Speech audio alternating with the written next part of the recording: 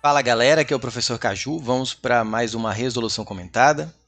Hoje é uma questão da UEL, Estadual de Londrina, para ingresso em 2021.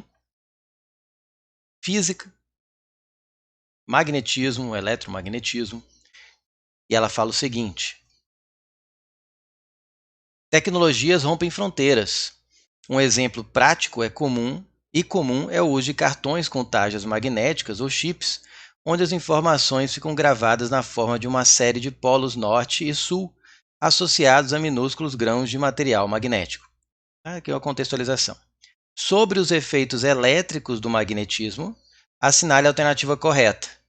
Tá certo? Então eu tenho que ir atrás da verdadeira, né? Da que não tem nenhuma afirmação incorreta. Vamos ver a letra A. Geradores produzem correntes, certo? Que mudam de sentido lentamente. Não, tá? A frequência de mudança da corrente alternada, ou o gerador produz corrente contínua, ou depende de como ele é construído. Depende do gerador, ele produz corrente contínua, ele produz corrente alternada. A corrente alternada é a que muda de sentido, mas normalmente é rápido, de várias vezes por segundo, dezenas de vezes por segundo. Então não fica mudando lentamente, ela fica oscilando bem rápido de sentido positivo e negativo. Positivo e negativo é a famosa corrente alternada, tá? Quando muda de sentido aqui, temos o que a gente chama de CA, corrente alternada. Vai depender do tipo de gerador, né? Gerador de usinas hidrelétricas, por exemplo, produzem corrente alternada. Alguns geradores, como por pilhas, né? A pilha é um tipo de gerador, já produz normalmente corrente contínua, tá? Então, sim, são correntes alternadas, o que alguns geradores produzem, mas elas não mudam de sentido lentamente. Então, vou colocar F aqui de falso, tá? Para ele falar correto ou incorreto, eu vou usar FV. Letra B. Campos magnéticos contínuos geralmente produzem campos elétricos de alta intensidade e variáveis com o tempo. Não. Para eu produzir campos elétricos, eu preciso ter campos magnéticos variáveis, tá? Eu preciso ter uma variação do campo magnético. Variáveis. Eu preciso ter uma variação do campo magnético para produzir um campo elétrico que também vai ser variável. Aí um campo elétrico com campo magnético variável produz um campo elétrico variável, que por sua vez produz um campo magnético variável, e um vai meio que alimentando o outro, tá? De alta intensidade variáveis com o tempo. Sim, o campo elétrico. O de alta intensidade eu nem sei dizer ao certo, vai depender de quão rápido é a variação do fluxo magnético, baseando na lei de Lenz, que a gente vai ver daqui a pouco. Mas ele não pode ser contínuo. Então aí está fora o item B. A corrente elétrica induzida tem sentido tal que o campo magnético criado por ela se soma à variação que produz. Não, ele se opõe. Vamos lembrar aqui rapidamente. Diretor, me tira um pouco da tela. Olha só. Quando eu tenho, por exemplo, tenho aqui uma espira. Eu tenho um ímã. Polo norte, por exemplo, aqui, o polo sul aqui. Digamos que o ímã está se aproximando da espira. Então, o ímã continuamente tem aqui o quê? Linhas de força, linhas de indução magnética saindo do polo norte em direção ao polo sul, certo? Então, tem aqui. Quando ele vai se aproximando, uma quantidade, tem algumas que vão atravessando, né, a espira. À medida que ele vai se aproximando, essa quantidade de linhas que atravessam a espira vai aumentando, tá? E eu gosto de chamar a lei de Lenz, eu gosto de usar para você poder deduzir para que sentido surge a corrente induzida aqui. Eu gosto de uma lei que eu gosto de brincar, claro, nada oficial, que é a lei do contra. Por quê? Mas por causa de exatamente o que essa questão está dizendo. Tá? Esse é um nome totalmente informal. Sabe aquela pessoa do contra? E quando você faz uma coisa, ela quer o oposto. Aí você, então vou fazer o que você está pedindo. Não, agora eu quero o oposto. É isso. Basicamente é isso. Se eu tenho um norte se aproximando, ele fala assim, não, eu não quero que se aproxime, eu quero repelir você. Já que você está chegando perto, eu quero que você vá embora. Para repelir um polo norte, eu preciso de outro polo norte. Um método prático, por exemplo, também é um método prático, você descobrir qual é o sentido da corrente induzida aqui. Você pensa assim, o norte está se aproximando. Eu sou do contra, então eu quero que ele vá embora. Para eu repelir um norte, eu tenho que ter um polo norte aqui, nesse lado, nessa face da espira. Aí você desenha um N ali dentro, meio com as pernas acompanhando a curvatura da espira, e as pernas da letra N de norte vão indicar o sentido da corrente induzida. Tá? Não tem muito a ver com essa questão direta, não tem direta relação, porque não pediu sentido, mas vai dar para entender uma coisa aqui. Quando a corrente induzida é nesse sentido, né, já que a corrente induzida é nesse sentido, aqui, faz a regra da mão direita para ver qual é o sentido do fluxo magnético que surge. Se a corrente induzida está nesse sentido aqui, que é o sentido anti-horário, né, faz a regra da mão direita. Lembra da regra da mão direita? Deixa eu voltar aqui para a tela rapidamente, se vocês me verem. Diretor, por favor. Obrigado. Regra da mão direita. Dedão, sentido da corrente. Garrinha, sentido do campo magnético, tá certo? Vamos lá. Então, dedão no sentido aqui, se você fizer aí, a garrinha vai indicar o campo magnético que surge, vou fazer outra cor, que surge devido a essa corrente saindo aqui da espira. Entrando aqui e saindo aqui, entrando aqui.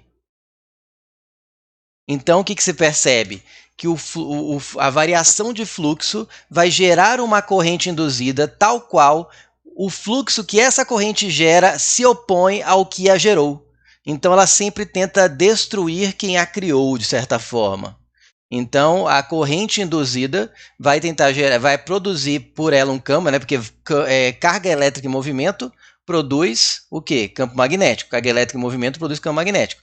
Então, esse campo magnético que variou produziu uma corrente induzida, e essa corrente produz um campo magnético que tenta zerar, tenta anular aquele que a criou. Então, você quer, não quero voltar minha paz aqui. Ela tenta anular. Então, você percebe aí que a lei de Lenz, né, que eu brinquei com a lei do contra, a corrente elétrica induzida tem sentido tal que o campo magnético criado por ela, que é esse rosa aqui, se soma, não se soma, se opõe à variação que A produz, tá? Que A produz ficaria melhor escrito. Portanto, mas deu para entender. É falso. D. O movimento de cargas magnéticas em fios retilíneos ou em espiras pode produzir campos elétricos variáveis. Não. O movimento de cargas elétricas, cargas magnéticas, eu não sei da existência, que eu saiba, não sei nem se tem uma teoria sobre isso ou não, para ser sincero. Pelo que eu vi rapidamente, parece que não é confirmado, existe talvez em teoria cargas magnéticas. Então, a princípio, o que existe? Não existe cargas magnéticas, existem cargas elétricas.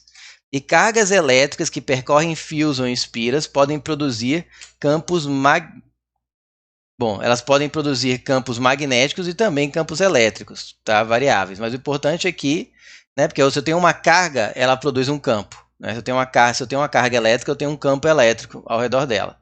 Então, cargas elétricas em fios retilíneos podem produzir campos elétricos variáveis. Tanto magnéticos quanto, se fossem elétricas, podiam produzir cargas elétricas, produzem campo magnético e produz campo elétrico. Né? Porque se elas estão em movimento, carga elétrica em movimento produz campo magnético. Carga elétrica em movimento produz campo magnético. Então, se elas estiverem em movimento, se forem cargas elétricas, estiverem em fios retilíneos em movimento, poderiam produzir tanto elétrico quanto magnético, mas cargas magnéticas não rolam. Por fim, por exclusão, tem que ser a letra E, né? Só que a letra E ainda ficou uma parte aqui que eu vou assumir também que eu não tenho certeza.